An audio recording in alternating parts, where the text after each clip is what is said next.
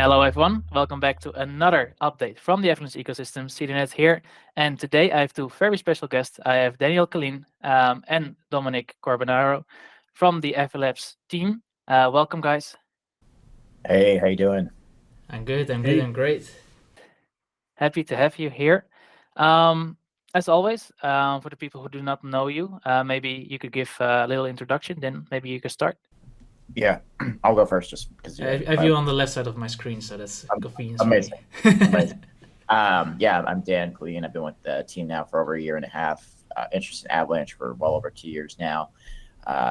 Started off doing a little bit of everything and a lot of growth sourcing and a lot of outbound sourcing. Primarily focused on NFTs, arts and culture these days, working on our Dominic here and trying to help grow our strategy. Awesome. so my name is Dominic Carbonaro. I head up the NFT Arts and Culture vertical here. Dan is on my team along with Jake, who is also on my team. He's not present today. I started here in June. I really took some time to dug in, see where our ecosystem's at. Both started kind of some planning for some external onboarding, so bringing more people on chain, as well as like better servicing our in the ecosystem users. I've been around for a very long time in this ecosystem, pretty much since day one. I actually remember watching your specific podcast with the Benke team a long time ago. Wow. I can't remember it.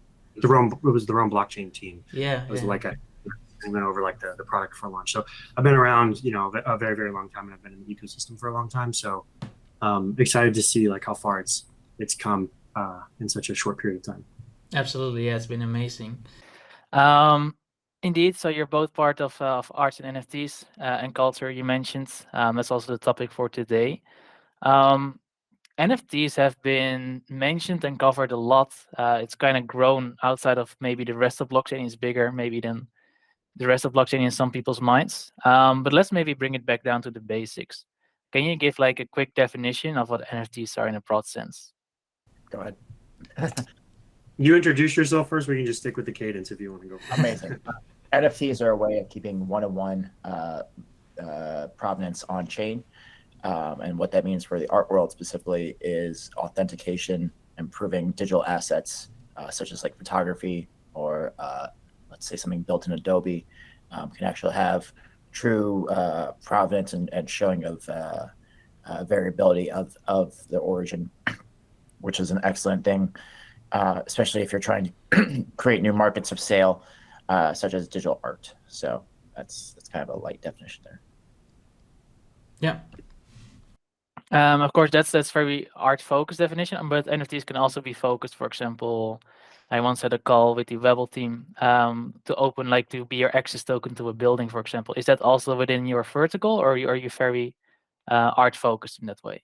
Yeah, so I think at like a high level, right? Like NFTs are a way to create a unique token to provide some type of identification or access to some asset to say, hey, this is authenticated and this is real, or this is a unique thing that's real to me, right? So I guess off of that, people can make a ton of amazing use cases. You can use NFTs for identity components, right? Like we see it with the profile picture experience, where people are able to say, hey, this is the type of digital identity I have. This is me. People actually know me as this cartoon before they know me as my face, right? You can use NFTs as a way to do ticketing for real life events, right? So being able to provide use cases in which you can say that ticket is mine, and then it allows for a more fluid transfer of those tickets, eliminating issues like counterfeiting, eliminating issues like scalping. The Taylor Swift incident was a big one. So I think it's more of a high level, like an umbrella technology, and how we're seeing that applied really varies, right? It can be from enterprise use cases, it can be from day-to-day trading use cases. It really just depends on what you're doing. So I'd say on the enterprise side, it's really like how can we integrate this idea to better solve a business use case to either A, reduce friction, or B, provide new sources of revenue streams, right? So like, if you want some like interesting use cases, like when we talk to some companies that do concerts, and it's funny because like in our world, this is a very common thing with like, hey, I want to buy this NFT, so therefore I'm going to get a whitelist spot, right? And the whitelist spot then gives you the ability to mint them. Well, in certain ecosystems, you can then like actually tokenize that whitelist spot so then you can trade the right to be able to purchase. That doesn't exist in ticketing right now, right? And if you saw the Taylor Swift incident, right, there's a limited amount of tickets.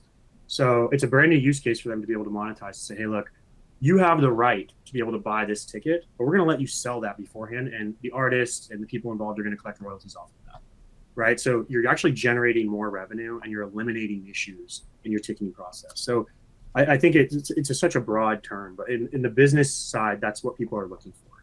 How can I reduce friction? How can I generate more revenue and income? How can I provide more value? And then in our day-to-day, we're seeing these use cases pop up all throughout crypto in a variety of ways. I imagine. Personally, yeah, I love the ticketing solution. Ticketing is, I think, for many people a frustrating process. So I'm curious to see what innovations will bring there. Then you already covered a little bit, went a bit more specifically into the art side of things. You said to art, NFTs are essentially a way to prove provenance. In some situations, the NFT is also the art itself. Like, how do you see that? Can you expand on that a little bit? Like, what are NFTs to arts really? Yeah, I think it unlocks a whole new medium of expression that has not been touched before. I think it leaves kind of the old art world behind and enters the new art world with a more technological focus that creates fair rates and fair market values for purchasers, buyers, and also secondary buyers. And then on the other point, there's a big issue in the art world where authenticity is often debated, with a lot of artists being able to be cloned or being able to have fake prints made of their work. And this essentially eliminates that issue and shows, it was minted by XYZ artist at XYZ date. Time stamping does a lot to reduce that friction itself.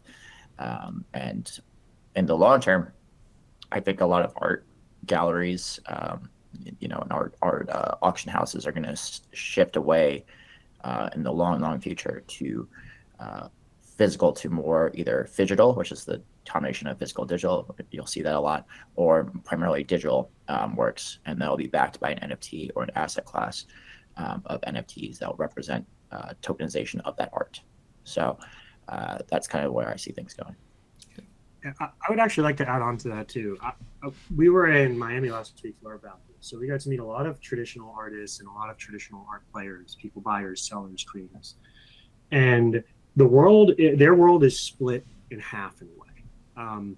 You have more of like your established players, people who have a lot of money, they buy collections, they've been in the realm for some time, and then you have like more of like your up and coming people, your people on Instagram. They're it's very similar to our current NFT environment in crypto. Mm-hmm. And so the issue for them is the first half of people, the larger established people, the people who have been, are a little more, we would say, legitimate in the space. They really like this idea of NFT art in the traditional world, whereas the other half doesn't. And so there's a reason for that. And the problem it solves is there's no history of title transfer sometimes. And so in the art world, that's important for two reasons. One, no artist in the traditional art world gets royalties.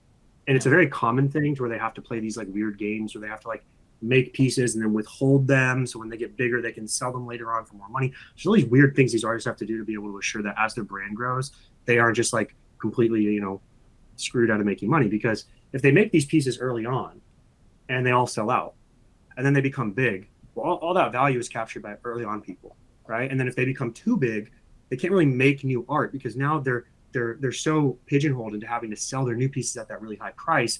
It's just this weird game that they get stuck in. Now, the problem that the NFT solution solves is in the traditional art world, there's no history of title transfer, right? So like I can buy a piece, right? And if I'm buying a piece from an established gallery or even a gallery, and I sell that to, let's say, Daniel, I should be transferring that title, and then along that, showing the price history of that piece, right? Right now on the other half, right, like I said, the Instagram people, there's a lot of that going on with no record of title transfer. So people can't really see the price. Was that sold for way more and then bought for less? That all affects the value of an artist and the game that they play in that world. So I do think there's a big use case for this, and I eventually think it wins over time. Like as we talk to more of the established players, like this idea that if you bought a piece from an artist for like $20,000, I was talking to someone, she bought a piece from an artist like 5-6 years ago for $20,000, and she sold it last week at Art Basel for $6 million. she has no problem giving some of that money to the artist, and even giving some of that money to the gallery she bought it from. She actually repurposed the sale back through the gallery to say, hey, thank you. It's very much a relationship business. So like, I do think that the idea of a royalty, the idea of title transfer, these are important things, and the people in that space are very, very much so wanting this. So in my opinion, it's not a matter of if, it's just a matter of when and how does that how fast does that happen? But I think we do see it probably within the next 3 to 5 years, I would say. But there's a lot of great use cases that we're kind of seeing emerge. It's specifically in the art world. Very exciting. If I summarize it, am I correct to say that like NFTs are how the art market gets democratized and more liquid in a way? Like more liquid as in it's more access to people, you can trade it digitally, and democratized as in more artists may have the abilities to sustain themselves through their work. More people will have access to buying it. Is that about right? Yeah, I think I see that's some totally nodding fair. heads. Yeah. Yeah. No, I think that's totally fair, and it's democratization. As we're both Americans, so we can often forget that somebody in South America that wants to have their shot at becoming a world-renowned artist. This gives them a new foray to actually enter and start off with pieces that are selling for potentially, using Avax as currency, 5-6 Avax. But in the long term, if they stick with it, they could actually be on a platform that helps them get to selling for thousands of Avax or thousands of US dollars, and then kind of kickstart their career. I think this is a new opportunity as a whole for content and content creators that has not been accessible. I think art's the first chasm, and it's a really nice cultural medium to kind of blend into, just because everybody can appreciate art kind of thing. So I think that will ultimately expand out to what you're seeing with like social media and users actually getting royalties from sharing their videos or creating NFT for content that actually unlocks more content kind of thing down the road. But I think we're also just a little bit early in that game just because of UI UX standpoint. So art's the most accessible. You upload a file, store it on a database like Arweave or IPFS, and kind of have the opportunity to grow your scene from there. It's quite awesome. The future sounds very exciting. You've both briefly mentioned social media and like the impression that NFTs that people have of NFTs is not always positive. There's quite a large community that has a fairly negative view of NFTs. What's your opinion on that criticism? Is some of it fair? Is some of it just misinformed? What would you say to those people? Yeah, I mean, I could start. I think a lot of it comes down to Ethereum and where the environmental costs are. Avalanche, obviously, being one of the, if not the most environmentally friendly chains. We only emit about 50 US households a year in energy, with billions of dollars transacted on the chain at a time. With Ethereum moving to proof of stake, I think ultimately that argument, that use case really doesn't matter anymore. And as validity in the blockchain goes further along and more people start, actually partaking in Web3, I think the naysayers will kind of fade away and they'll just become users, just way normal trends kind of operate. I could see going into everything from, your personal identity. We talked about a little bit of PFP identity, but more along the lines of like social security or birth certificates, licenses, titles, and so forth in the 10 to 20 year horizon. And people actually having access to all that information on their phone in an encrypted manner, and feeling confident, secure, and that's backed by an NFT. I think there's stuff like that people will be like, oh, okay, that clicks.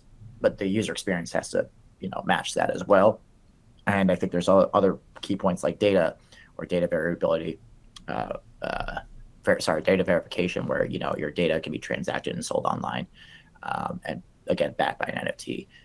And you want to not necessarily have that opportunity to have it sold freely in the market, and you want to actually have say in that market as well. I think a lot of people don't like having their information spread online and would like to have that in a private, kept way. So there's a lot of, I think, opportunities still on the horizon.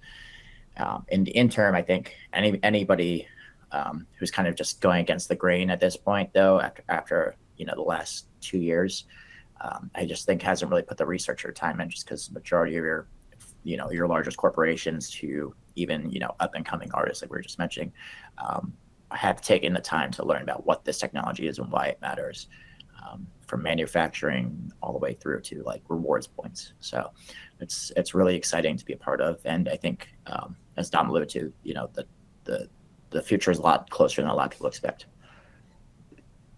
Yeah, and so I have a few interesting takes on this. I think most of it comes down to an educational piece. Like, I think there's just I don't think a lot of those people have really sat down and had honest conversations about what it is and how it applies to their life. And so I think just over time, these things will be integrated into their life without them knowing, and all of a sudden they'll just be using it. The reason it's interesting to me is I actually view the amount of I would say hate and rage and upset people get about NFTs is kind of a good thing. Like, there's not many disruptive things that haven't caused immense anger. Like, usually people are resistant to real disruptive change because normally the powers that be don't want these types of changes. So what's been ingrained in your day to day is not this, and so therefore you want to reject it. And so I think that it's actually a good sign. It's wow, there's so much pushback against this. There's clearly something here, right? And it's clearly getting people, emotionally motivated to be this upset, outspoken about it. If it didn't matter, no one would care, right? But people clearly care. And I think a lot of it just comes down to, misinformation of people not really knowing what these things are trying to do. And, it's always funny. I grew up being a pretty big gamer, right? And the gaming community has always been very adverse to NFTs. They want to, I talk to some people, they want to call them digital assets. They don't want to bring up NFTs. Even popular streamers I know are very aversive to using NFT in their branding. And that one never really made sense to me because I played games for a long time. I even joke with Daniel about this. I played World of Warcraft when it first came out. My character is older than some people I play with in the game. I can point that thing's older than you, right? And I have no ownership of that, zero whatsoever. I have no ownership of that. No ownership of what I've done. It's completely theirs, right? So I invested time, money, hours of my life into this thing, and I have no ownership over it. And I think that's just a foreign I think that's a concept that's going to become more important. As you play these games, you can imagine Fortnite, right? You started playing that game very early and you bought a lot of those early skins. That has value. That has transferable value. And you invested in them early. So you should have some ownership in their growth as well because you grew their platform, playing their game, producing their content. So it's why should I not, one, have the ability to then sell those rare skins and capture the value back? Because I invested in you early, my time, my money, my energy. I don't have to play your game. There's millions of games I can play. And so I think this idea of ownership of what you're doing, I just think it's a foreign concept. I don't think people really grasp it yet. People sell their accounts, they'll sell them on the black market type thing. And they do this all the time. So it's we already see the use cases are already there. So it's only a matter of time before they just become more legitimized and you start having ownership of your environment as opposed to being a renter. Yeah. I think sometimes you see that, right? That People describe the solution that's essentially NFTs without being, or while being opposed to NFTs. So I think definitely education is a part of this. So hopefully maybe some people watch this interview and learn something new. You did mention digital tokens, reward stamps. We've seen a couple of businesses. They partner with other chains. For example, I think Starbucks, was it right? Did something, and what was the other one? I noted down Reddit. They're, for example, not on Avalanche. Of course, you're on the business team. I was wondering if you have any insights into what makes them choose a certain chain over Avalanche or one over the other. Does it have to do with incentives? And what's Ava Labs' strategy around attracting these kind of companies to the space? Juicy question. I think when businesses make decisions, there's a variety of things that go into those decisions, right? Whether it's incentives, whether it's co-marketing, whether it's branding, whether it's perception, right? There's a lot of things that go into making those decisions. A lot of, you got to remember too, a lot of these large enterprises, they move very slow. So a lot of this stuff has been put in place a long time ago.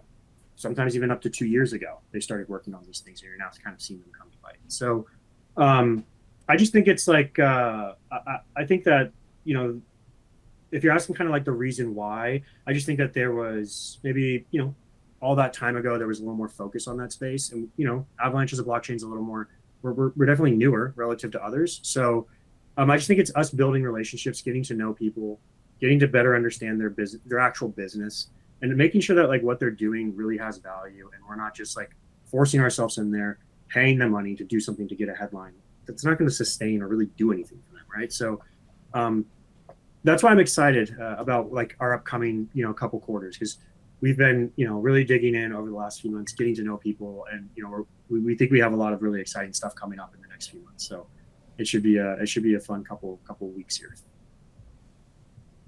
Then do you want to comment on that, or? Yeah, I mean, alluding more into that, I think we've also the creator market has not really been tapped into by an L1, and I think we are really well positioned for that market, more so than any other L1 at the moment, which is a very confident thing to say. But I think a lot of things will kind of flow from there that are going to be, a much more even stream kind of use cases that are not typical. Like, let's just do an NFT drop. It'll be like, Avalanche as a partner working with XYZ creator to actually activate something that is very much tangible and could be replicated for a larger business. But it's going to be, culture first and art centered first. So really excited about what we're going to be doing there. And we'll probably have some newer announcements within the next, 60 to 90 days. Exciting. Yeah, so let's dive maybe a little bit deeper into the Ava Labs strategy for arts and NFTs. I've heard people have described Avalanche as the art chain. We also saw Particle launching, we saw Ambush launching, like the big, like the corporate, the creatives, companies working together with us. At the same time, NFTs are also communities. Of course, Basie and Punks are the big ones. On Avalanche, we have the party animals, for example. Like, do you have would you consider those different focuses, and would you focus more on one to another? Because to one extent, and this question is getting a bit long, I'm sorry, building a NFT community, I imagine, is quite difficult. To what extent is it possible? Yeah, I can start. The ethos is to be inclusive to all creators, and those that are making art are primary focus. However, there is also focus in PFP collections, PFP, generation. I think of the two, we're going to be sticking with those that are just most committed to our chain and trying to build out solid content over and over again. A little bit of a buzzword, but builders and community activists, I think will be long rewarded in the future. It's kind of, if you're a here and now game, you'll see the overall kind of sentiment. I do think there is room for other things along the way, like you mentioned, Particle or working with Ambush. Avalanche's vision is to be, open to mass market as well. It is a mass market blockchain. So any opportunities that make sense or come in along the way that can, fulfill and get more attention or eyes into the ecosystem, which both events actually did get a lot of Ethereum folks' attention, as well as a lot of Solana folks' attention, I think are net positives in the long term, and we'll continue kind of building those out. Interesting. Yeah. So I actually don't view them differently. I think there's like two verticals here. Obviously, we have the NFT stuff I mentioned, the ticketing. That's more like the enterprise company side. But when we're talking like people on Twitter, or people like the Appa stuff, I actually don't think it has to matter if it's a PFP, if it's art. I really don't think so. I think what has lasting value, and this is pretty well reciprocated amongst people that are looking at this space and trying to get in, is, can you build a community around yourself, and then can you monetize that community with digital collectibles, right? Like when you look at big profile picture projects, the picture doesn't really matter. It doesn't. It's the social engineering components that go into it, right? And then on top of that, people build followings, and then they just monetize their followings with more identity components of PFPs. So I think people are looking at, are you a creative? Are you a creator? Do you have a following, or do you have an ability to grow a following? And then can you monetize that following with an NFT? whether it's a PFP, whether it's digital art, but whatever it may be, right? Some of them have different reasons, right?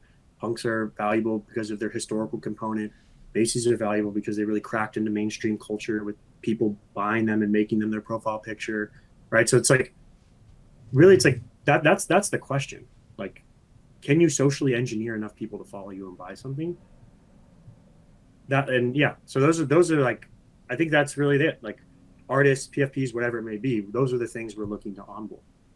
And then whatever they end up making, We'll let that be up to the creator and their following to figure out. So what then is Ava Labs' role? Is it just to make them aware of that Avalanche as an option, or is it something else, or is it more? It's a couple of things. I think one is to go out and find the creatives and bring them, right? That's what we do on a regular basis, right? But so it's somewhat of a challenge, right? Who wants to come to a party when no one's there right now, right? Or like there's not a lot of people there, or there's other parties around. So like we have to really cultivate that environment. That takes time, that takes trust, that takes relationships, that takes people wanting to work with you, that takes people liking you, and that takes just flat out time. Two, I think it's also working with these creatives to say, hey, let's try like new things that no one else has done before, that merge your following with an NFT and maybe even a real life experience, maybe different things that no one else is doing yet. And then is that something that other creatives say, hey, I want to do that, and then that snowballs into a larger picture. So those are things we're looking at. We're looking at like, where are real like new use cases that no one else is doing, and where are those creatives at, and can we start building a narrative around that and get that going and start up that piece of our chain? That's what I would say our role in this sense. so it's also a little bit Thought leadership, vision, on top of the actual connections, if I summarize it. Yeah, absolutely. awesome. Well, I'm very curious. Do you like post any thought leadership? Is there any like thinking around doing that, like what you could possibly do with NFTs, or is it more something you keep to the conversations and then workshop together with whoever you're talking to? Yeah, we usually, I mean, this is usually what we do on a day-to-day basis. Maybe I should start posting a little more of it. I don't know how much of our like strategy we want to give away though. You know, I don't want people to copy. if you give all the ideas away for free, then Like I can give you a good example of one we recently have thought of, and I even made a post about it the other day in terms of fashion, right? Is if you know how that industry works, right? All the big designer brands, Prada, Gucci, all these things. I mean, really every brand has usually people there that are creatives that are making the designs and they're doing the stuff. And then Prada just gets to slap their logo on it, or people get to slap their logo on it. So there's these like big, amazing subset of creative people that could really make a brand out of their own image, but they maybe just haven't done it yet, or they don't even know that's an option yet. So like very similar to like what I saw with the art block stuff, right? We had generative artists like Tyler Hobbs. He went through art blocks made Fidenzas. He then went out on his own and did his own mint off his own brand, QQL, which I think did like 17 or 18 million dollars, right? So it's like, can we replicate that with fashion? Like, can we have people go to a place, make really cool, unique one-of-one clothing items, tokenize those, and sell those on a platform, and build out personal brands the same way digital artists did on art blocks? Is that possible? I think so. Yeah. That's something we want to focus on. No one talks about it. It doesn't exist yet, but those are the things how we think we can actually win, is by carving out new narratives and being a leader in the space, as opposed to always being reactive and responsive and doing what everyone else is doing. We need to do our own thing, find verticals that we think have real value, own them, grow them, and be the ones in the space where, like, when you think of one-of-one creative fashion designers, you think of Avalanche. That's what we want, right? So that's kind of what I do. I explore all the verticals and I start seeing, okay, where does that make sense for our on-chain stuff? Then once we have that idea, we then have to go out and source all the partners. We have to go find the creatives, and we have to bring them in, and we have to, get them to make something. Then we have to market. That takes, let's say we don't have a platform.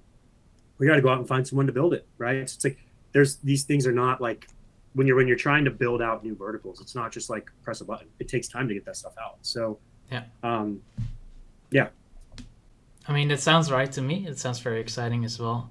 Then I'm not sure if you have anything to add to that, or No, again, it's replicable to other verticals like Dom was alluding to. I think versus a year ago, I think Avalanche is much closer to a lot of these discussions than they were a year prior. And I think that's just a matter of people like Dom coming in, we actually having strategy and owning, dedicated resources and time and hours.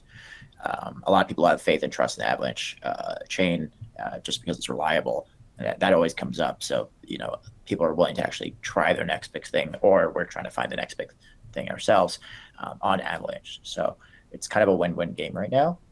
It's just kind of like Dom said, it's a matter of time, more or less. Awesome. Well, on the topic of time, I want to respect yours.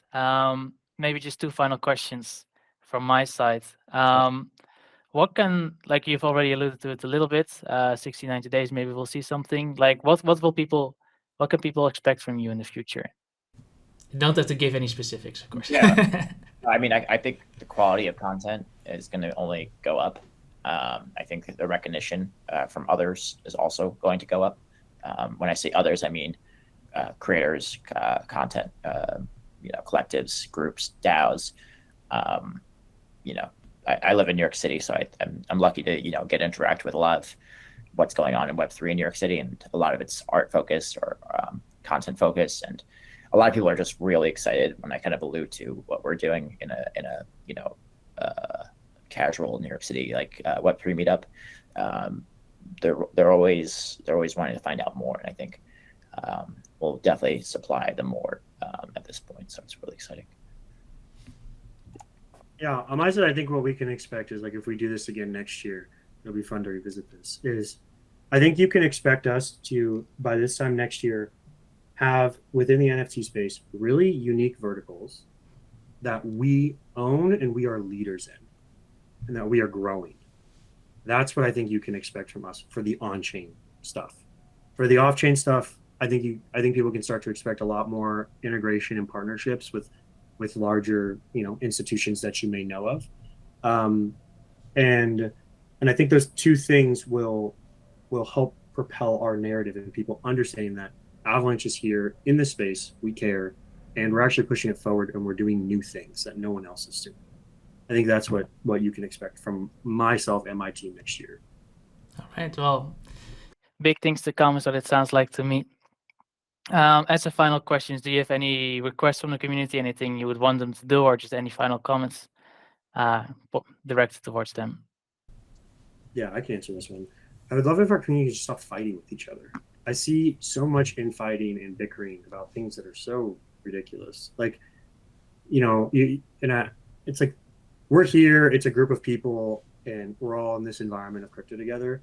If from the outside, like, people are fighting like that, it's not a place you want to be. You have to be a place that's fun and welcoming that people want to be a part of. You have problems with people, message them, talk to them. But like, I'm kind of like tired of seeing this and people attacking other builders. Like, these people are here, they're building things. They're trying to actually, push our space forward for NFTs on Avalanche. Like, people make mistakes. That's okay. They're learning. Everyone's kind of learning here and trying to, if you're not making mistakes, you're not trying. So I would love to see a little more of like unity, people wanting to be here and actually hanging out with each other, talking, like, I don't know, like being a part of a group as opposed to so much back and forth. Yeah. I mean, I agree as well. And what I do is offer my calendar, to people at will. It's the same offer. If anybody's watching this that has questions and thinks that there's something that we can do better, we're always open-minded and receptive.